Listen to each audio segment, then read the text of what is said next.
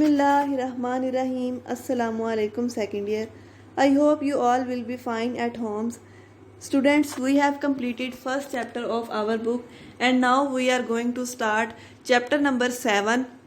बच्चों मोस्टली आपकी book second year की जो है चैप्टर नंबर 7 से स्टार्ट करवाई जाती है, लेकिन according to me chapter number 7 basically start है ऑर्गेनिक केमिस्ट्री का। यहाँ से लेकर चैप्टर नंबर 11-12 तक आपने ऑलमोस्ट ऑर्गेनिक केमिस्ट्री ही पढ़नी है। तो मुझे ऐसा लगता है कि ऑर्गेनिक केमिस्ट्री पढ़ने से पहले आपको पीरियोडिक टेबल का कॉन्सेप्ट होना चाहिए था, इसलिए मैंने आपको पहला चैप्टर पढ़ाया है। तो अब हम लोग चैप्टर नंबर 7 स्टार्ट करने जा रहे हैं, which name is fundamental principles of organic chemistry. इसका नाम है fundamental principles of organic chemistry.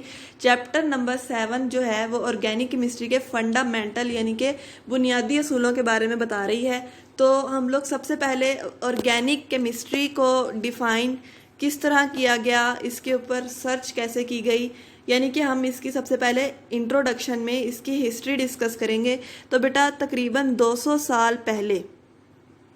साल पहले साइंटिस्ट जो थे ऑर्गेनिक और इनऑर्गेनिक केमिस्ट्री, खासतौर पे जो केमिस्ट थे वो ऑर्गेनिक और इनऑर्गेनिक मॉलिक्यूल्स को पढ़ रहे थे। तो उन्होंने फिर जब देखा कि जो एलिमेंट्स हैं वो डिफरेंट हैं अपने ओरिजिन और प्रॉपर्टीज़ में, तो उन्होंने फिर इनको डिफ्रेंशिएट किया था कि दो तरह के एलिमेंट्स होते हैं, ऑर्गेनिक और इनऑर्गेनिक एलिमेंट्स, और इनका ओरिजिन और इनकी प्रॉपर्टीज़ एक दूसरे से डिफरेंट हैं।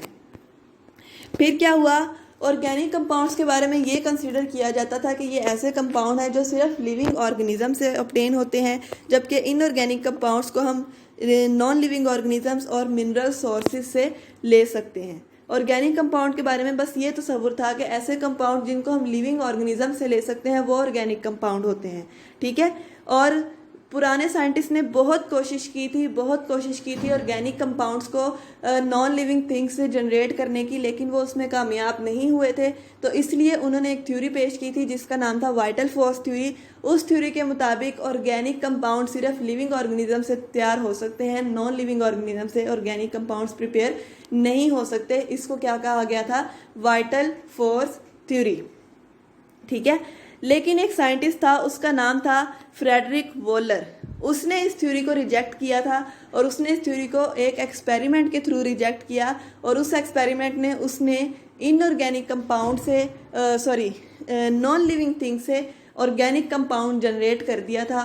और उसने क्या बनाया था, उसने बनाया था मैमल्स के यूरिन से एक ऑर्गेनिक कंपाउंड यूरिया बनाया था फ्रॉम द अमोनियम साइनेट से, जो कि मिनरल ओरिजिन था उसका, यानी कि वो मिनरल का पार्ट था। सिंपली इतनी सी बात है कि उसने नॉन लिविंग थिंग से ऑर्गेनिक कंपाउंड बना दिया था और वाइटल फोर्स थ्योरी को गलत साबित करके उसको रिजेक्ट कर दिया था, और उसका नाम था फ्रेडरिक वोलर, ठीक है। जब ये फ्रेडरिक वोलर के एक्सपेरिमेंट के बाद बहुत सारे ऑर्गेनिक कंपाउंड्स डिस्कवर हुए, जिसका कार्बन एक असेंशियल पार्ट था, और उन सारे के सारे जितने एलिमेंट्स डिस्कवर हुए थे, ऑर्गेनिक कंपाउंड्स डिस्कवर हुए थे, उन सब के अंदर कार्बन मौजूद था। फिर क्या हुआ, कार्बन के अलावा बहुत सारे ऑर्गेनिक कंपाउंड्स के अंदर हाइड्रोजन भी मौजूद था, और दूसरे एलिमेंट्स जैसा कि ऑक्सीजन, नाइट्रोजन और सल्फर भी मौजूद थे, ठीक है। लेकिन कुछ कंपाउंड्स ऐसे थे जिसके अंदर कार्बन भी थी और ये वाले एलिमेंट्स भी मौजूद थे, लेकिन वो इनऑर्गेनिक इन नेचर थे, ठीक है। For the historical and convenient reasons a few of the carbon compound such as carbon monoxide, carbon dioxide, carbonates, bicarbonates are studied as inorganic compound. इनको हम इनऑर्गेनिक कंपाउंड कहते हैं। It has also been recognised that the chemical forces in the organic compounds are similar to those which exist in inorganic compound. और ये भी देखा गया कि जिनको हम इनऑर्गेनिक कंपाउंड कह रहे हैं उसके अंदर केमिकल फोर्सेज सेम उसी तरह की हैं जिस तरह की ऑर्गेनिक कंपाउंड्स के अंदर हैं। तो इन सारी प्रॉपर्टीज़ को देखते हुए, ऑर्गेनिक और इनऑर्गेनिक कंपाउंड्स को कंपेयर करते हुए साइंटिस्ट ने ऑर्गेनिक कंपाउंड्स की एक न्यू डेफिनेशन दी, जिसको हम लोग modern definition of organic chemistry बोलते हैं, जो कि कुछ इस तरह है। Organic chemistry is that branch of chemistry which deals with the study of compounds of carbon and hydrogen and their derivatives. Organic chemistry की वो ब्रांच है जो कार्बन और हाइड्रोजन के कंपाउंड्स के साथ डील करती है और उसके डेरिवेटिव्स के साथ डील करती है। ठीक है, अब देखें, मैंने आपको बताया कि जो एलिमेंट्स, जो कंपाउंड डिस्कवर हुए थे उसके अंदर ज़्यादातर क्या था, कार्बन था, और ज़्यादातर के अंदर हाइड्रोजन भी मौजूद था, लेकिन उसके साथ कुछ एलिमेंट्स और थे, तो डेरिवेटिव्स का लफ्ज़ लगाकर उन सबको कवर कर दिया गया, और वो सारी की सारी बातें जो इससे पहले डिस्कस की हैं वो सारी की सारी बातें इस डेफिनेशन के अकॉर्डिंग कंप्लीट होती हैं। तो मॉडर्न डेफिनेशन ऑर्गेनिक केमिस्ट्री की क्या है, the branch of chemistry which deals with the study of compounds of carbon and hydrogen. Chemistry की वो ब्रांच जो कि कार्बन, हाइड्रोजन और उसके डेरिवेटिव्स की स्टडी से ताल्लुक़ रखती हो, उसको हम लोग ऑर्गेनिक केमिस्ट्री बोलते हैं। अब ऑर्गेनिक केमिस्ट्री के अंदर जो ऑर्गेनिक कंपाउंड्स हैं उसके कुछ इंपॉर्टेंट फीचर्स हैं, यानी कि हम किन फीचर्स की बेस पर ऑर्गेनिक कंपाउंड को इनऑर्गेनिक कंपाउंड से अलग करते हैं, या फिर उनको किन फीचर्स की बेस पर इतनी ज़्यादा इम्पोर्टेंस देते हैं। वो फीचर्स कुछ इस तरह हैं।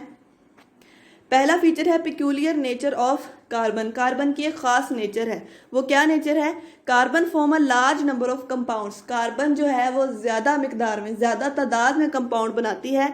There are millions of organic compound known at present. अब अगर हम आज के मौजूदा दौर की बात करें तो तकरीबन मिलियन ऑफ कंपाउंड्स हैं जिनको हम लोग गिन भी नहीं सकते। ठीक है, मिलियन, हमें नहीं पता कितने मिलियन है, सिर्फ इतना पता है कि मिलियंस ऑफ कंपाउंड है, मिलियन से ऊपर हैं वो कंपाउंड्स जिनकी ऑर्गेनिक नेचर है। The main reason for such a large number of compound is the unique property of linking with other carbon atoms to form long chain और rings. Carbon के पास बेटा ये खसूसियत है कि वो दूसरे कार्बन के साथ मिल सकती है, यानी कि कार्बन जो है कार्बन के साथ ही मिलती है, फिर कार्बन के साथ मिलती है, फिर कार्बन के साथ मिलती है। इस तरीके से वो लंबी लंबी चेन्स और रिंग्स बना सकती है। ये कार्बन के पास ये खसूसियत है। इसके अलावा बाकी के एलिमेंट्स के पास इतनी ज़्यादा ये खसूसियत नहीं पाई जाती, और कार्बन की इस खसूसियत को हम कैटिनेशन बोलते हैं। Carbon also forms stable, single and multiple bonds. Carbon जो सा है वो सिंगल और मल्टीपल बॉन्ड भी बनाता है with other elements like oxygen, nitrogen and sulphur. दूसरे एलिमेंट्स के साथ it can thus form numbers compounds of various size. इस तरह वो मुख्तलिफ साइज के, मुख्तलिफ शेप्स के और मुख्तलिफ स्ट्रक्चर के कंपाउंड्स बनाती है। ठीक है, सिंपल कार्बन की पेकुलियर नेचर ये है कि वो लार्ज नंबर ऑफ कंपाउंड्स बना सकती है, यानी कि वो चेन्स भी बना सकती है, रिंग्स भी बना सकती है, सिंगल बॉन्ड वाले कंपाउंड भी बना सकती है, डबल बॉन्ड वाले भी बना सकती है। फिर कार्बन अपने ही एटम्स के साथ रिएक्ट करते, यानी कि कार्बन कार्बन के साथ ही रिएक्ट कर सकती है। कार्बन दूसरे एलिमेंट्स के साथ भी सिंगल और मल्टीपल बॉन्ड्स बनाकर कंपाउंड्स बना सकती है, और ये सारी की सारी खसूसियत सिर्फ कार्बन के अंदर पाई जाती हैं। Next is non ionic character of organic compounds. Organic compound का नॉन आयनिक कैरेक्टर भी ऑर्गेनिक कंपाउंड्स की एक खसूसियत है। Organic compounds are generally covalent compounds, therefore do not give ionic reactions. वो कोवलेंट कंपाउंड है, इसलिए वो आयनिक रिएक्शंस नहीं देते। ये बात अभी से ज़हन नशीन कर लें। हम लोगों ने आगे रिएक्शंस डिस्कस करने हैं। ऑर्गेनिक केमिस्ट्री का स्टार्ट बेटा, ऑर्गेनिक केमिस्ट्री में आपको बताती चलूँ, ऑर्गेनिक केमिस्ट्री जो है आप यूँ कह सकते हैं एक गेम है। उसकी ट्रिक अगर आपको समझ आ गई तो ऑर्गेनिक केमिस्ट्री बहुत आसान है, और अगर आपको नहीं समझ आई तो ऑर्गेनिक केमिस्ट्री आपको कभी नहीं आएगी। और ऑर्गेनिक केमिस्ट्री का बेसिक जो स्टार्ट है वो आपका इन्हीं चैप्टर्स के अंदर है, यहीं से है। इससे पहले आप लोगों ने केमिस्ट्री पढ़ी है, 9th से आप लोग पढ़ रहे हैं, लेकिन अभी तक आपने ऑर्गेनिक केमिस्ट्री की बेस नहीं पढ़ी। स्टार्ट की थी 10th क्लास के अंदर, लेकिन वो इतनी डिटेल में नहीं थी, जबकि यहाँ पर बहुत डिटेल में आप पढ़ेंगे। आपने 10th क्लास में अल्केन अल्कीन्स पढ़े थे, यहाँ पर आपको अल्केन अल्कीन्स के अलग अलग चैप्टर्स मिलेंगे। ठीक है, तो आपने इसको ध्यान से इन लेक्चर को समझना है। जहाँ से नहीं समझ आएगी अपने माइंड में कोई क्वेश्चन नहीं रखना, फ़ौरन से पूछ लेना है। तो ऑर्गेनिक केमिस्ट्री हमेशा, ऑर्गेनिक कंपाउंड्स हमेशा कोवलेंट जो है रिएक्शंस शो करवाते हैं, वो आयनिक रिएक्शंस शो नहीं करवाते। Third is there exist a close relationship between different organic compounds. Different organic compounds के दरमियान में क्लोज रिलेशनशिप होता है। This is exemplified by the existence of homologous series. अगर होमोलोगस सीरीज आप लोगों ने 10th क्लास के अंदर पढ़ी थी, अल्केन्स अल्कीन्स अल्काइंस की जो सीरीज पढ़ी थी, मीथेन इथेन ब्यूटेन, वो जो सीरीज थी पूरी नंबर ऑफ कार्बन एटम्स की बेस पर, तो आपको पता है कि उनके दरमियान में माइनर सा डिफरेंस होता है, यानी कि एक नंबर ऑफ कार्बन का डिफरेंस होता है। जैसे कि मीथेन के अंदर 1 कार्बन होती है, उसके बाद इथेन में 2 कार्बन होती हैं, ब्यूटेन में 4 होती हैं। इस तरह नंबर ऑफ एटम्स पर डिफरेंट नंबर ऑफ एटम्स पर उनके डिफरेंट प्रॉपर्टीज होती हैं, ठीक है। This similarity in the behaviour has reduce the study of millions of compounds. अब देखो उस सिमिलरिटी की बेस पर अगर हम एक सीरीज पढ़ लेते हैं तो हमें उनको अलग अलग से पढ़ने की ज़रूरत नहीं होती, हम उनको एक ही दफ़ा में पढ़ सकते हैं, ठीक है। Next is complexity of organic compounds. अब ऑर्गेनिक कंपाउंड्स कॉम्प्लेक्स भी होते हैं नेचर में, ये भी उनकी एक पेक्यूलियर फीचर है, ये भी इसकी एक खास खसूसियत है, ठीक है। Organic compounds are usually large. Organic compound जो से होते हैं वो लार्ज होते हैं एंड स्ट्रक्चरली मोर कॉम्प्लेक्स, और अगर हम उनके स्ट्रक्चर की बात करें तो वो ज़्यादा कॉम्प्लेक्स भी होते हैं। For example starch has formula C6H10O5।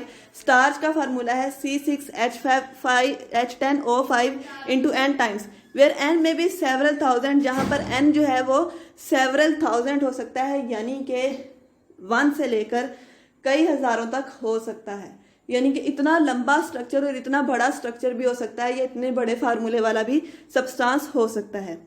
Proteins are very complex molecules. Proteins जो से होते हैं वो बहुत कॉम्प्लेक्स होते हैं। Having molecular masses ranging from few thousand to a millions, जिसका मास कुछ थाउजेंड से मिलियंस तक हो सकता है। Next is isomerism. आइसोमरिज्म बेटा एक ऐसी खसूसियत है, आप यूं कह सकते हैं कि वो सब्सटेंस हमें देखने में एक जैसे लगते हैं लेकिन होंगे वो अंदर से डिफरेंट होंगे। तो ऐसे सब्सटेंस जिनका सेम मॉलिक्यूलर फार्मूला होता है लेकिन डिफरेंट उसका स्ट्रक्चर फार्मूला होता है, वो आइसोमर्स कहलाते हैं। देखने में एक जैसे होते हैं लेकिन उनका अगर हम उनका स्ट्रक्चर ड्रॉ करें तो वो डिफरेंट होगा, ठीक है। और ये ऑर्गेनिक कंपाउंड्स ये प्रॉपर्टी भी रखते हैं। Isomerism is very common phenomena in organic compounds. ये ऑर्गेनिक कंपाउंड्स के अंदर बहुत कॉमन फिनोमेना होता है। Very often more than 1 compounds are represented by the same molecular formula. एक से ज़्यादा कंपाउंड्स सेम मॉलिक्यूलर फार्मूला से करवाए जा सकते हैं। Show they have different structure formula, लेकिन उनका स्ट्रक्चर फार्मूला क्या होता है, डिफरेंट होता है। Next is rates of organic reactions. Organic reactions के जो रेट होते हैं, the reactions involving organic compounds are slow and in general the yields are low. Organic compounds के जो रिएक्शंस होते हैं वो स्लो होते हैं लेकिन उनकी यील्ड जो सी होती है वो लो होती है। The slow rate of organic reactions is due to the molecular nature of organic compounds. ये मॉलिक्यूलर ऑर्गेनिक कंपाउंड्स की मॉलिक्यूलर नेचर की वजह से है कि उनके रेट ऑफ रिएक्शन स्लो होते हैं लेकिन उनकी यील्ड क्या होती है, लो होती है। Last is solubility. Most organic compounds are insoluble in water. Organic compounds जो से होते हैं वो इनसोल्युबल होते हैं वाटर के अंदर and dissolve readily in the non polar organic solvent, और वह सिर्फ नॉन पोलर ऑर्गेनिक सॉल्वेंट के अंदर डिजॉल्व होते हैं, such as benzene, petroleum and ether. और सेम लाइक डिजॉल्व, लाइक वाली बात है। ऑर्गेनिक कंपाउंड्स नॉन पोलर होते हैं, वो पोलर नहीं होते, तो इस वजह से वो ऑर्गेनिक सॉल्वेंट्स जो कि नॉन पोलर होते हैं उनके अंदर डिजॉल्व होते हैं, जैसा कि बेंजीन, पेट्रोलियम और ईथर वगैरह। ये एक बहुत इंपॉर्टेंट लॉन्ग क्वेश्चन है, मोस्टली पेपर्स के अंदर आता है। Write down the important features of organic compounds. तो इसके 7 के 7 फीचर्स आपने अच्छे से याद करने हैं। किसी बात की समझ नहीं आई तो आप पूछ सकते हैं। अल्लाह ताला आपको अपने हिफ्ज़ व ईमान में रखे। उम्मीद है आपको समझ आई होगी। अल्लाह हाफिज़।